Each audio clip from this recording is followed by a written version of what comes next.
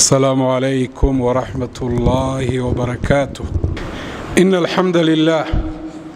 نحمده ونستعينه ونستغفره ونعوذ بالله من شرور أنفسنا ومن سيئات أعمالنا. من يهده الله فهو المهتدي ومن يضلل فلن تجد له وليا مرشدا. وأشهد أن لا إله إلا الله وحده لا شريك له وأشهد أن محمدا عبده ورسوله صلوات ربي وسلامه عليه. يا أيها الذين آمنوا اتقوا الله حق تقاته ولا تموتن إلا وأنتم مسلمون. يا أيها الناس اتقوا ربكم الذي خلقكم من نفس واحدة وخلق منها زوجها وبث منهما رجالا كثيرا ونساء واتقوا الله الذي تساءلون به والأرحام إن الله كان عليكم رقيبا. يا أيها الذين آمنوا اتقوا الله وقولوا قولا سديدا يصلح لكم أعمالكم ويغفر لكم ذنوبكم ومن يطع الله ورسوله فقد فاز فوزا عظيما. أما بعد فإن خير الكلام كلام الله وخير الهدي هدي محمد وشر الأمور محدثاتها وكل محدثة بدعة وكل بدعة ضلالة. أيها المسلمون عباد الله، إلهي بقى سبحانه وتعالى خالق الخلق ومالك الملك ومدبر الكون. isagaa jirsiiyey makhluuqaadkan iyagoo aan marka hore jirin. hal ataa cala alinsaani xiinu min addahri lam yakun shay-an madkuura. ilaahay baa subxaana wa tacaala makhluuqaadkao dhan leh oo milkigiisa iyo lahaanshihiisa ay yihiin. rabbi baa subxaana wa tacaala maamula oo axwaashooda oo dhan xukuma. قل اللهم مالك الملك تؤتي الملك من تشاء وتنزع الملك ممن تشاء وتعز من تشاء وتذل من تشاء بيدك الخير إنك على كل شيء قدير. يدبر الأمر من السماء إلى الأرض. waxay ilaahay xagga sare oo ka soo xukumo khayra iyo waxay naftu ogoshahay ku farxayso ama shara oo naftu ay dhibsanayso ayuunbaa kownkan iyo caalamkan ka dhaca. isbadbedelada caalamka ka dhacaya ee khayr leh ee shar leh waa tasarufkii iyo maamulkii ilaahay subxaana wa tacaala. ilaahay subxaana wa tacaala khayrka iyo sharku isagoo ah tadbiirkiisa iyo maamulkiisa iyo tasarufkiisa ilaahay asbaab buu u yeelay. asbaabtaasi oo bani aadamka ka imanaysa isbedel aanay mutaysan oo xagga khayrka inay u guuraana iyo wanaagga iyo horumarka ama xagga sharka iyo xumaanta iyo dib u dhaca ilaahay addoomaha kuma sameeyo. wamaa rabbuka bidallaamin lilcabiid. ilaahay addoomaha ma dulmiyo. ilaahay baa kitaabkiisa ugu sheegay addoomihiisa waxaa dhib ku dhaca ee diintooda gaadha, dadnimadooda gaadha, dalkooda iyo noloshooda gaadha sababtiisu inay tahay wax khaldanoo iyagu ay sameeyeen. awalamaa asaabatkum musiibatun qad asabtum milayha qultum anna haada qul huwa min cindi anfusikum. waa aayad ka mida aayadihii ku soo degay dagaalkii uxud. nebi maxamed baa calayhi salaatu wasalaam saxaabada hogaaminayay. nebi maxamed calayhi salaatu wasalaam dagaalka qaab buu u nidaamiyey, saxaabadana uu qaybiyey. qayb ka mid ah ayaa rasuulka caasiday oo amarkiisii khilaaftay. arrintaasi waxay sababtay musiibo weyn oo ku dhacday dadkii muslimiinta ahaa. arrintaasi markay u qaadan waayeen oo ay yidhaahdeen annagoo muslimiintii ah oo u dagaalamayna liiclaa'i kelimat illaah, diinta ilaahay inay sarrayso, oo la dagaalamayna mushrikiin sanam caabuda, siday tan inoogu dhacday. ilaahay baa u jawaabo oo yidhi qul huwa min cindi anfusikum. waxaad idinku samayseen ayaa sabab u ah. وقال ربنا سبحانه ظهر الفساد في البر والبحر بما كسبت أيدي الناس ليذيقهم بعض الذي عملوا. وحلال waxa dhibaato bad iyo bari iyo jawi ka dhaca khalad iyo gaf ay bani aadamku galeen baa sabab u ah ilaahayna subxaanahu wa tacaala wuxuu sidaa u yeelaa khaladkay galeen in yaroo abaalmarintiisa ka mida ama in koobanoo abaalmarintiisa ka mida inuu dhadhansiiyo haddii ilaahay bani aadamku khaladka ay dhulka dushiisa ku gelayaan abaalmarintiisa uu adduunyada ku siin lahaa adduunyada dusheedaba cidimay joogteen sida ilaahay subxaana wa tacaala kitaabkiisa inoogu sheegay ayuha almuslimuuna cibaad allah muslimiintu guud ahaan maanta waxay ka cabanayaan xaaladaha ay ku sugan yihiin diineed iyo kuwa adduunyaba shucuubtu waxay ka cabanayaan madaxduna waxay ka cabanayaan shucuubta lafteeduna way kala cabanaysaa qaarba qaar bay ka cabanayaan dhammaantoodba waxay ku dhawaaqayaan in loo baahan yahay isbeddel shaki kuma jiro muslimiintu guud ahaan inay u baahan yihiin isbeddel laakiin waxaa isweydiin leh isbeddelka loo baahan yahay waa noocee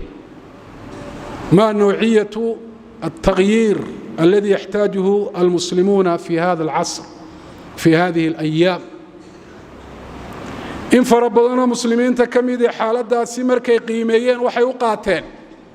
اسبدل كلوب باهن يهي إنو يهي مضحدا إن لبدله وها عالم الإسلامي كدعي قار هبو قاتي بدلست مضحدا إيا قار كعدو النسميي waxaasoo dhan isbeddel baa lagu doonaya laakiin waddadaasay ula muuqatay inay tahay waddada isbeddelka saxda ah qaar kale waxay u arkeen isbeddelku inuu yahay suluuku طريق الديمقراطية إن لما وضد ديمقراطية بمفهومها العام مفهوم كيدي معنى هذا بلارن يدو مركا الله دقائي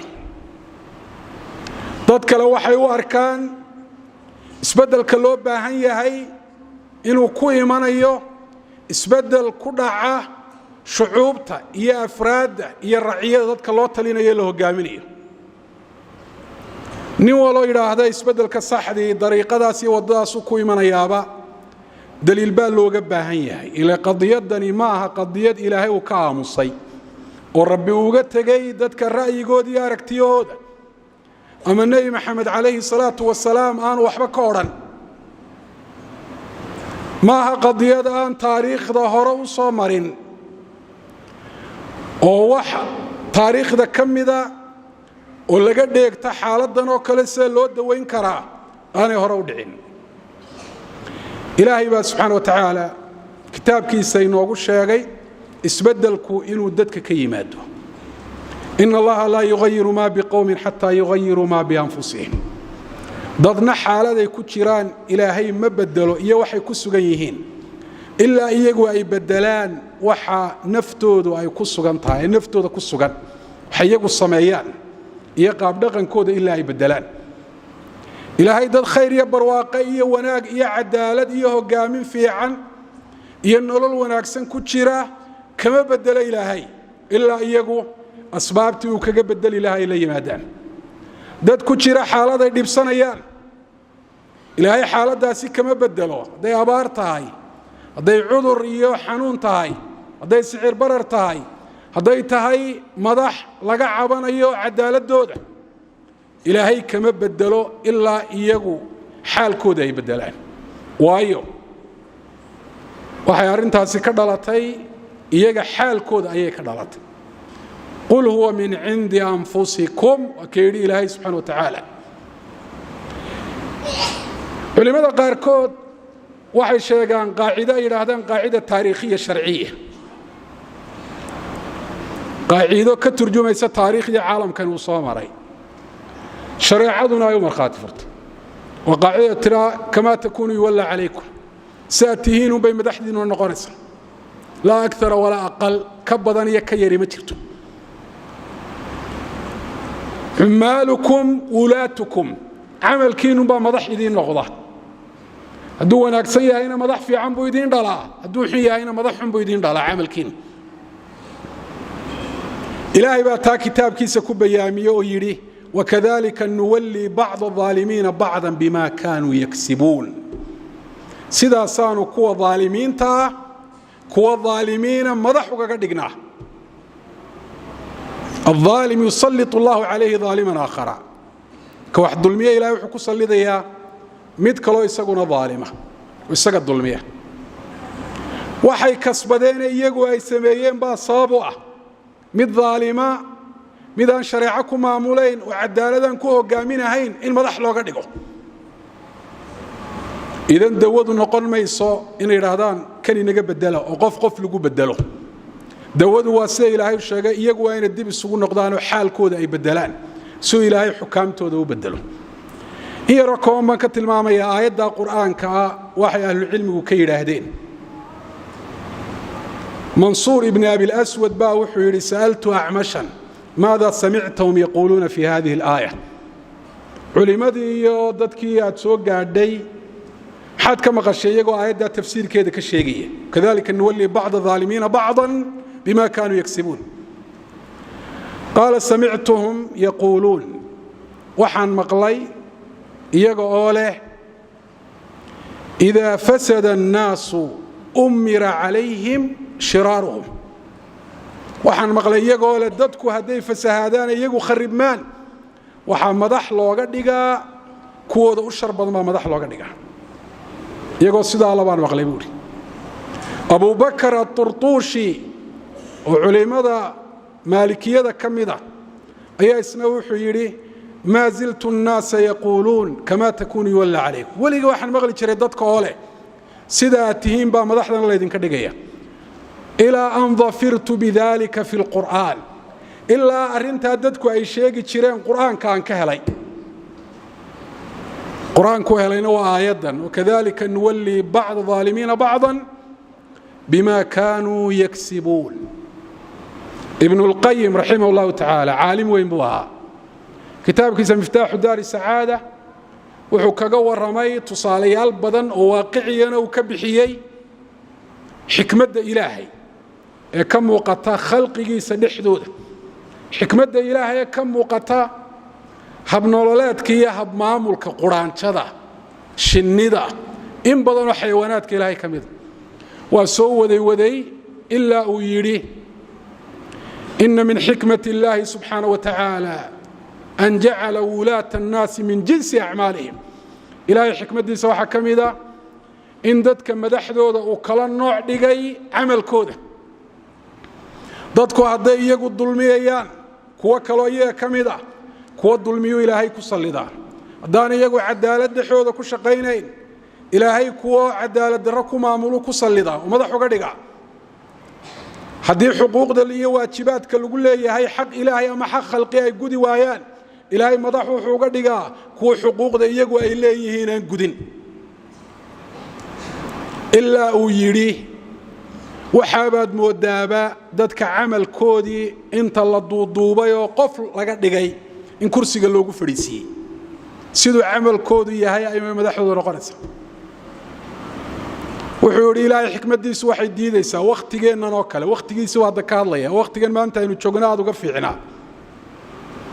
إنه إلهي مدح إنه قد يقول معاوية بن أبي سفيان يا عمر بن عبد العزيز وكله فضلا عن أبي بكر وعمر أبو بكر يا عمر دايو حتى عمر بن عبد العزيز يا معاوية وكله وده فضل جان كوجارين أبو بكر يا عمر إنه مدح إنه نقدان إنه قمينا المتيسن بولي مركع عمل كنا له إننا محادو ملاينيسا oo 10 qarni ama 8 qarni waqtiga uu sheegay ay ka soo wareegeen hadda xaalka muslimiintuna maalinta ka dambeysay ka sii daray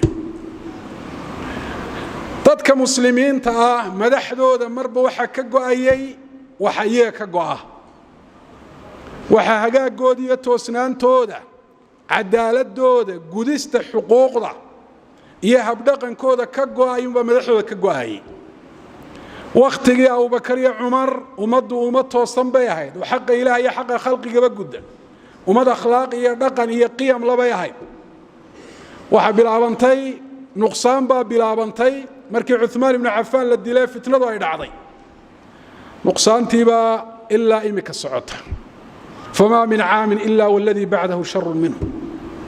علي بن أبي طالب رضي الله عنه ننكيري ما للناس انقادوا لأبي بكر وعمر ولم ينقادوا لك maxaa dhacay dadku Abu Bakr iyo Umar ay ugu hoggaansameen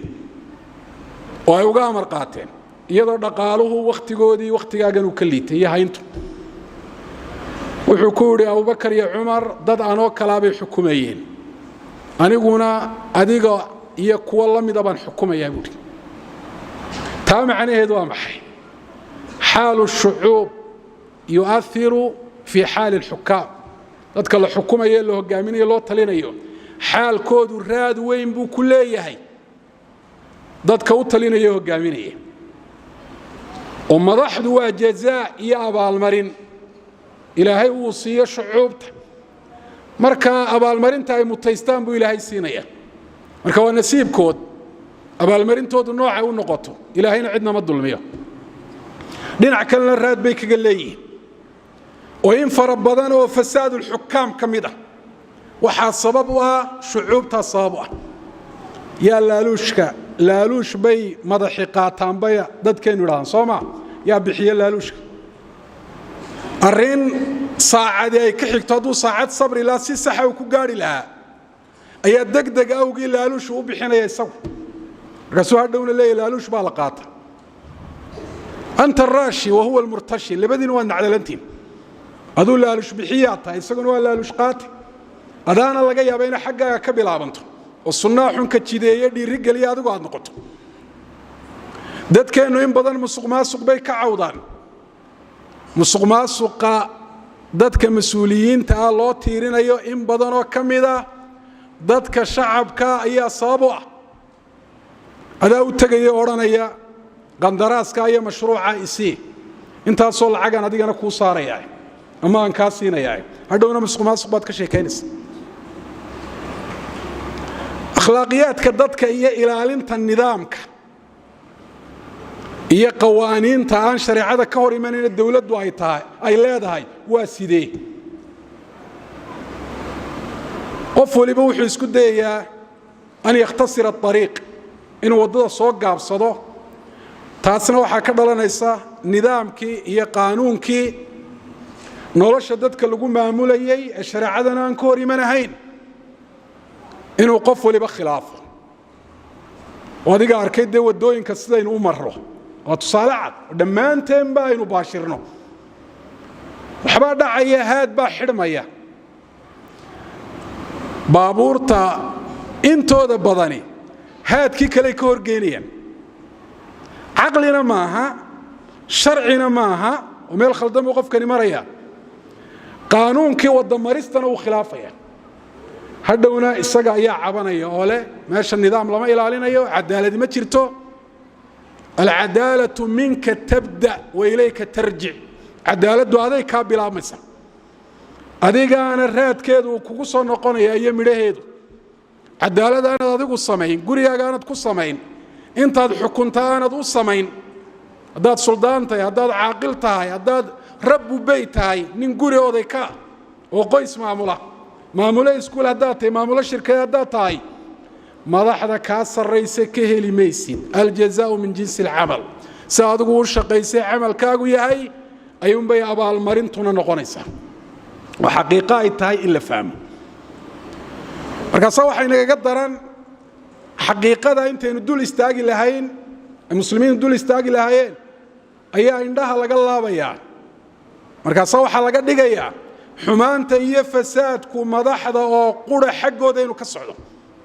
oo dadka qaarkood dadka ay lu gooynayaan ay oranayaan shucuubtu waa shucuub wanaagsan laakiin madaxda xun haday shucuubtu shucuub wanaagsan tahay madax xun bay ilaahay madax uga ma dhigeen xumaanta madaxdu xagga shacabka iyo cid uu talinayo ayay ka imanaysaa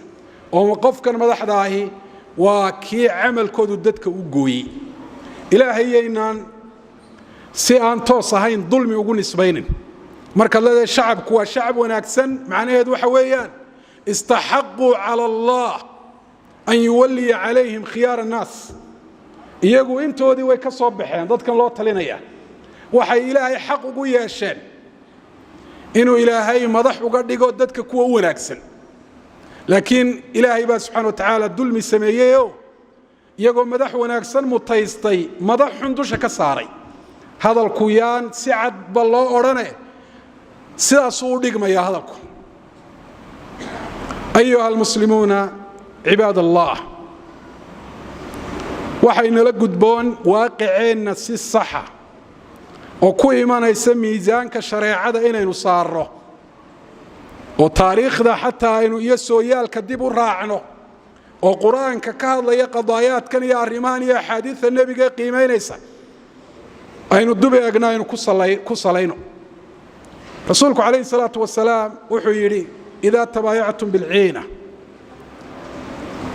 وأخذتم بأذناب البقر وتركتم الجهاد في سبيل الله سلط الله عليكم ذلا لا ينزع عنكم حتى ترجعوا إلى دينكم وتصالي رسولك عليه الصلاة والسلام كبحيي مخالفات كددكم أي قلان واجباتك أولا تضيعوا جهادك تصالوا وقدقوا جهادك دي صلاة دا كوين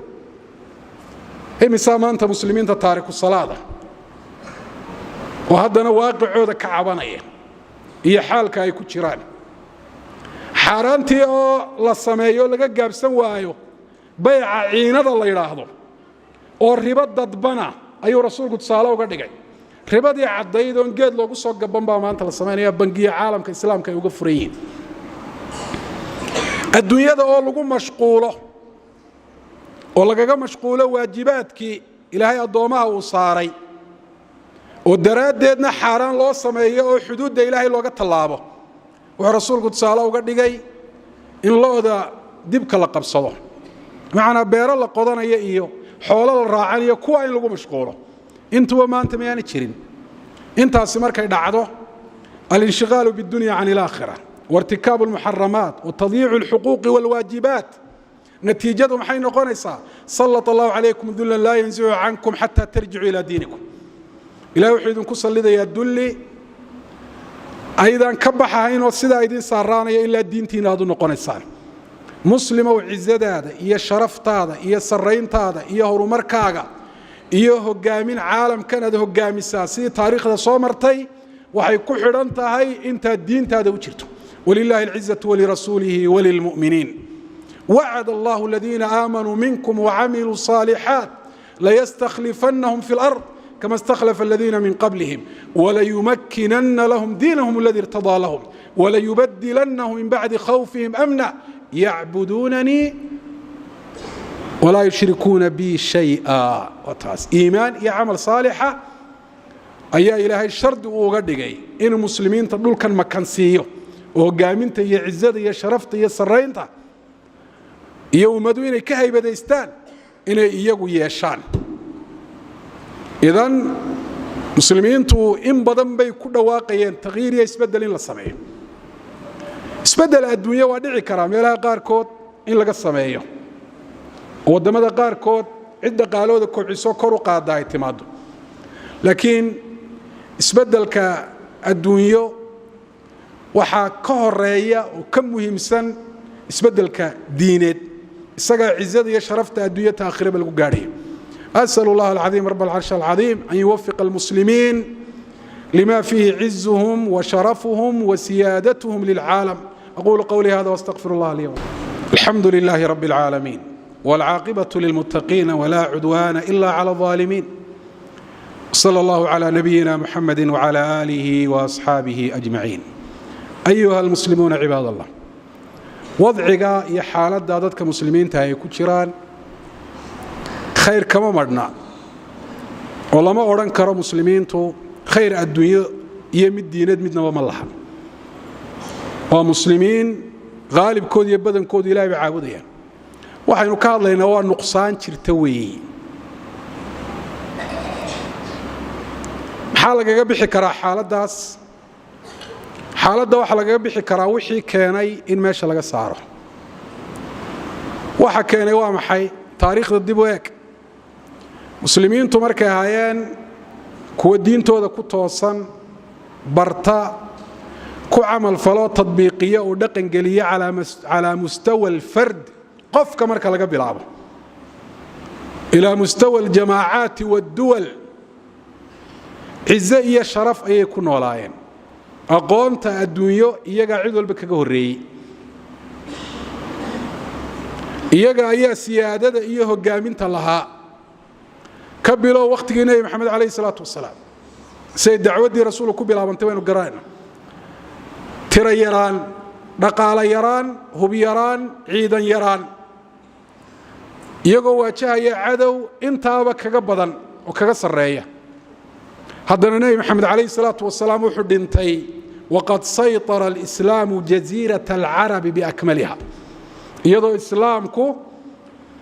uu gacanta ku wada dhigay jaziirat alcarab oo dhan ay kuna khasbanaadeen duwalkii la jaarka ahaa inay sulxi iyo heshiis ay la galaan abubakar baa masiiradii iyo socdaalkii halkaa ka sii waday futuuxaadka dhacay waynu garanaynaa furus iyo ruumba dhulkoodii wax ka mida muslimiintu ay qabsadeen wakhtigii cumar ibnu khataab futuuxaadkii u badnaa ayaa dhacay cuثmaan ibnu cafaan sidaasoo kale ustuul baxriya oo ummaduuba aanay lahaan jirin buu sameeyey ciidan badeed oo xoog badan oo rasuulkuna calayhi salaatu wasalaam uu ku sii bishaareeyey markii ay khilaafka iyo fitnadu ay bilaabantay cuثmaan ibnu cafaan radia allahu canhu la dilay qaybsankuna uu bilaabmay ee muslimiinta xaalkooda isbeddel diineed iyo dhaqan uu ku yimi hoosu dhac baa ku bilaabmay yaziidu wayanqus yaziidu taaratan wayanqusu taaratan mar kor u kacaya marna hoos u dhacaya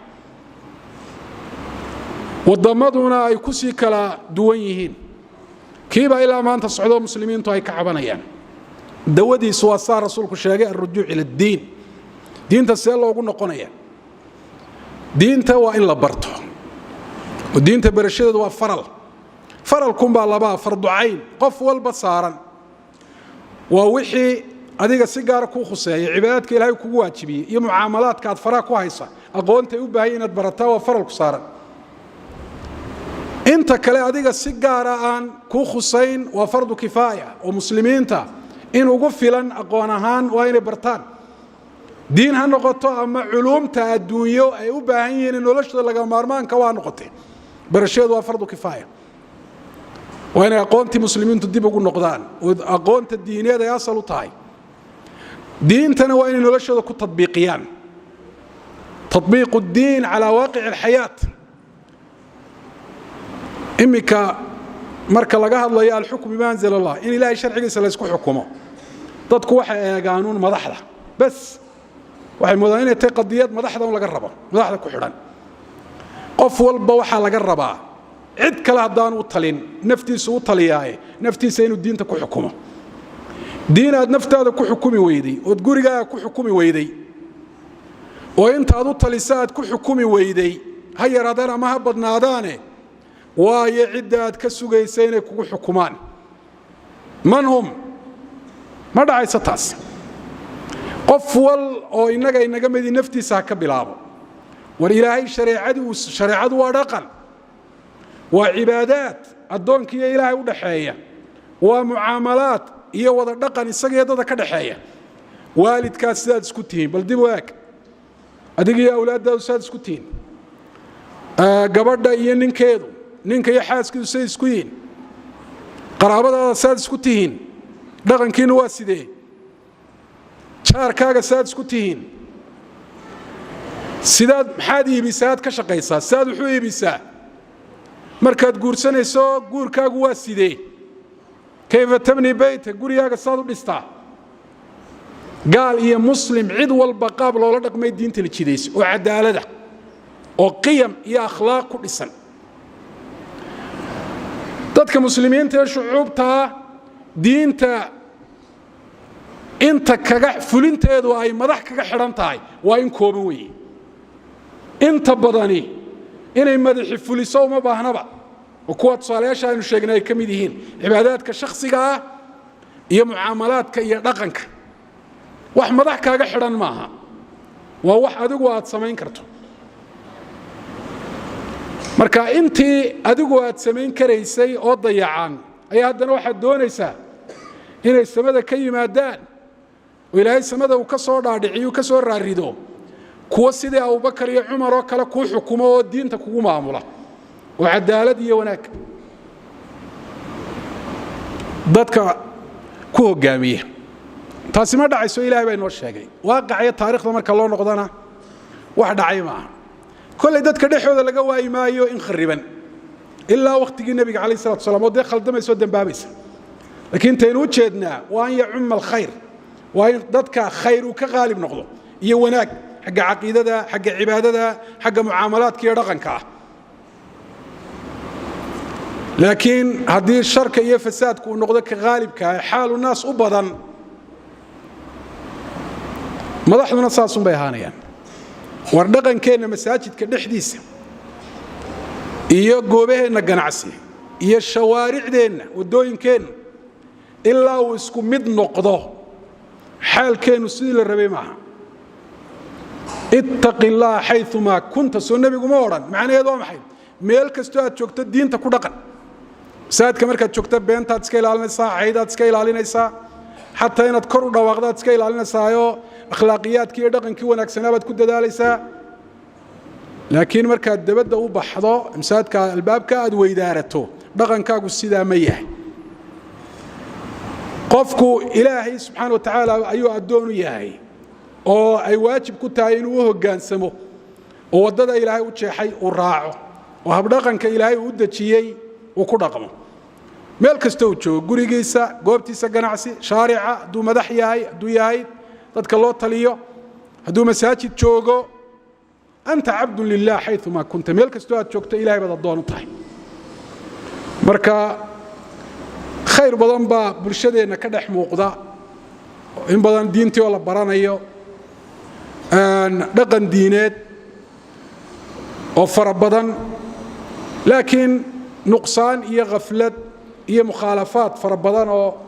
ilaahay sharcigiisa lagu khilaafayo oo ugu horeysaba inaan isaga miisaanka aan laga dhigayn waxba kale laga dhigayo dana gaara qabyaalad iyo waxyaabo lamida ilaahay subxaanahu wa tacaala hayna waafajiyo inaynu u noqonno diinteenna ilaahay noo dembi dhaaf innaga iyo waalidiinteenba ilaahay baynu raxmaddiisa weydiisanaynaa cadaabkiisana ka magangelaynaa نسأل الله سبحانه وتعالى أن يصلح أحوالنا وأحوال المسلمين وأن يردنا إلى دينه ردا جميلا اللهم ربنا آتنا في الدنيا حسنة وفي الآخرة حسنة وقنا عذاب النار اللهم صل على نبينا محمد وعلى آل نبينا محمد كما صليت على إبراهيم وعلى آل إبراهيم بارك على محمد وعلى آل محمد كما باركت على إبراهيم وعلى آل إبراهيم في العالمين إنك حميد مجيد